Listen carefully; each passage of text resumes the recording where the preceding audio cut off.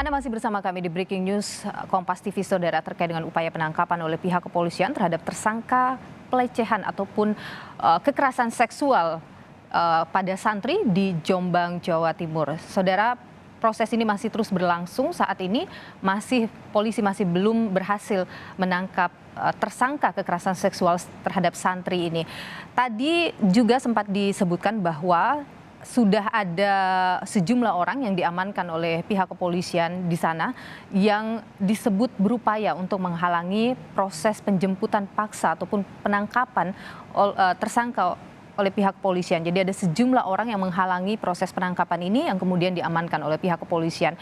Proses ini, Saudara, sudah berlangsung dari pagi tadi, namun kemudian belum ada hasil sampai dengan saat ini. Tadi disebutkan oleh jurnalis Kompas TV bahwa memang wilayah pondok pesantren As-Sidikiyah ini yang ada di Jombang ini luas dengan sejumlah bangunan dan kemudian ada sejumlah santri, kemudian ada juga sekelompok orang yang berusaha untuk menghalangi proses penangkapan ini yang menjadi ataupun membuat proses penangkapan terhadap tersangka ini berjalan tidak cepat atau berjalan lambat, Saudara.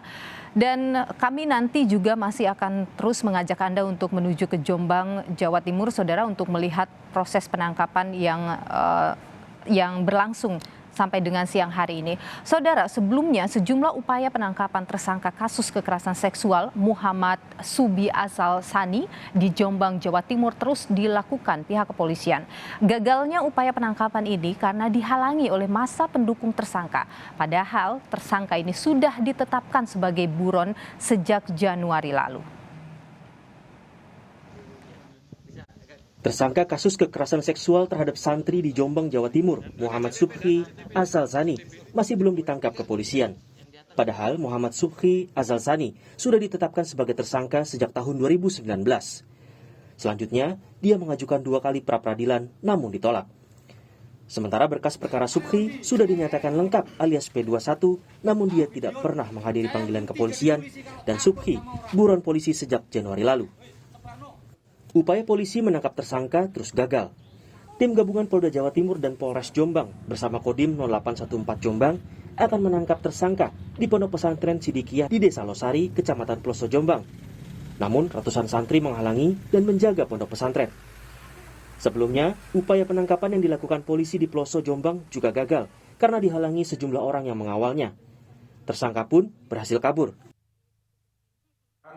Pada saat tim kami bergerak di jalan raya dihalang-halangi oleh sebuah mobil Panther dengan nopol S1741ZJ, di mana akibat peristiwa tersebut anggota kami terjatuh, salah satu anggota brigade motor kami terjatuh.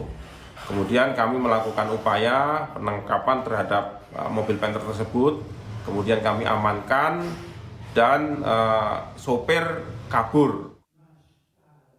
Tak hanya dihalangi santri, penolakan juga disampaikan Kiai Haji Mukhtar Mukti, pengasuh pondok pesantren Sidikiyah saat Kapolres Jombang, AKBP Nur Hidayat, meminta tersangka yang merupakan anak dari Mukhtar Mukti untuk menyerahkan diri. Sang ayah beralasan, kasus yang menjerat anaknya adalah fitnah dan merupakan masalah keluarga. Alotnya penangkapan tersangka mendapat tanggapan dari Ketua Pengurus Besar Nahdlatul Ulama PBNU, Kiai Haji Fahru Rozi. Dia berharap tersangka kooperatif. Undang-undang yang berlaku untuk seluruh warga negara Indonesia. Artinya siapapun, kita orang pesantren, anak kiai, dan siapapun ya tidak memandang latar belakang, semua harus sama di mata hukum. Dan ini yang diajarkan oleh agama Islam. Melihat hal ini dalam program Sapa Indonesia Pagi, anggota Kompolnas Pungki Indarti menyebut sejak awal tersangka sudah menggerakkan massa untuk meneror korban dan membangun narasi tersangka difitnah dan dikriminalisasi. Jadi sejak awal memang sudah tidak kooperatif dan kemudian membangun narasi-narasi bahwa yang bersangkutan ini korban fitnah, terus kemudian ini dilawankan dihadap-hadapkan seolah-olah polisi ini melakukan kriminalisasi dan kemudian melakukan penyerangan terhadap pondok pesantren dan memang selalu bersembunyi di balik massa dan kemudian bapaknya kiai karismatis ya, karismatis, terus kemudian si pelaku juga bersembunyi di balik bapaknya seperti itu. Nah, polisi mencoba untuk persuasif dan mencoba kondusivitas ya, menjaga kondusivitas. Nah, kemudian ketika kasus ini sudah P21 dan kemudian tinggal menyerahkan tersangka dan barang bukti ke penuntut umum untuk bisa diproses ke pengadilan, tetapi tersangka malah melakukan pra-peradilan, dan setelah 2 kali pra-peradilan kalah, yang bersangkutan kemudian melarikan diri gitu ya, sehingga sempat dikeluarkan DPO. Nah, ketika kemudian yang bersangkutan ini muncul ke permukaan, waktu itu ada konser dan segala macam. Nah, ini polisi kemudian sudah nggak ada toleransi lagi, jadi mesti harus dilakukan penangkapan. Tapi yang bersangkutan lagi-lagi melawankan dengan masanya, dan kali ini justru dengan bapaknya seperti itu. Melihat hal ini, pakar hukum pidana Asep Iwan Iriawan menegaskan yang diproses hukum adalah individu dan bukan lembaga atau institusi. Untuk itu, siapa saja yang menghalangi pemanggilan tersangka akan terkena pidana karena menghalangi penyidikan. Yang diproses bukan lembaga pesantren atau pendidikan atau identitas agama, tapi kelakuan oknum. Dia mau anak presiden kek, mau anak menteri kek, anak presiden kek, anak kiai kek, anak pendeta kek, pokoknya siapapun, bahasa hukumnya barang siapa atau siapapun, ya dia harus berhadapan dengan hukum ketika yang dijadikan sebagai tersangka. Soal benar salah urusan lain.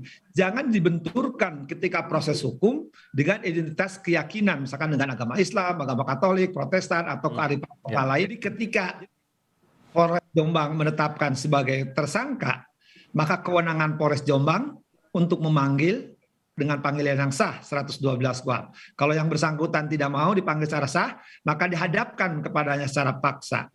Nah, ketika proses oleh Polres telah dilakukan dengan berbagai macam cara, ternyata ada yang menghalang-halangi.